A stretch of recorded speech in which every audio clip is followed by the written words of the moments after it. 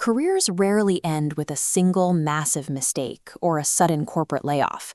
While those moments are visible and dramatic, they are often the final symptoms of a process that started years earlier. Most professional declines happen in total silence. They are caused by slow poisons, passive, comfortable habits that accumulate so gradually they feel normal. Because these habits don't cause immediate pain, they often go unnoticed until the gap between your skills and the market's needs becomes too wide to bridge. To prevent this, we have to look at the three systems that keep a career operational: the input system, the output system, and the engine. When any one of these systems begins to decay, your professional value doesn't just stop growing, it actively moves in reverse. The input system is your mechanism for acquiring new skills and staying relevant. It's how you adapt as your industry shifts around you. If your skills remain static while market demand climbs, your relative value drops. Comfort turns expertise into a liability. Growth stops the moment you decide you know enough, causing your professional relevance to curve downward into obsolescence. The antidote is to seek out temporary discomfort. This means accepting new projects and responsibilities before you feel fully prepared for them. Survival in a changing market requires a deliberate investment. Committing 30 to 60 minutes every day to learning ensures your skills move at the same pace as the world. The output system is how you translate those skills into visible impact. It's the bridge between what you know and how you are perceived by others. Talent often goes unnoticed because of poor communication. If you cannot explain complex solutions simply, your contributions remain invisible to the people who make decisions.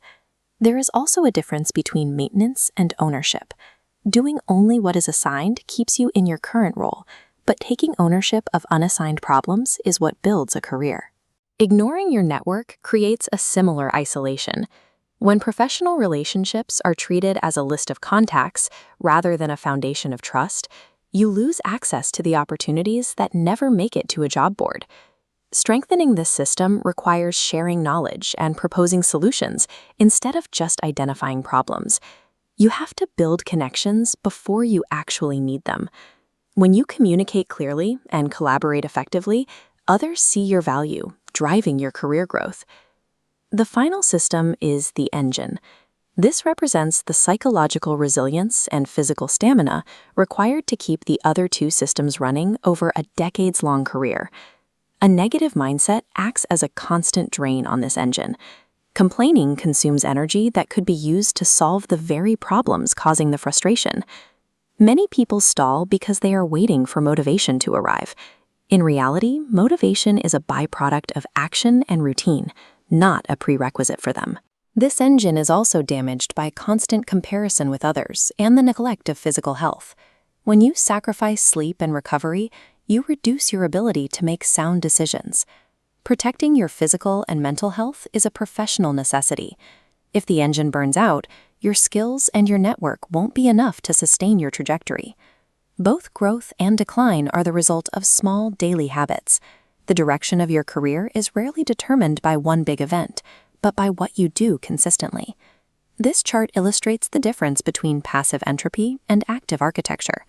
The slow poisons require no effort. They happen automatically when you coast.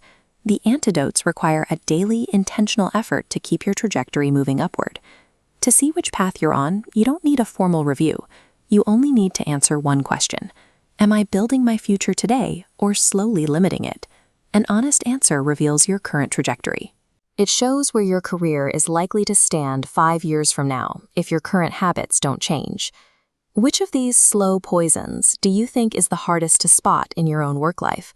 Share your thoughts in the comments.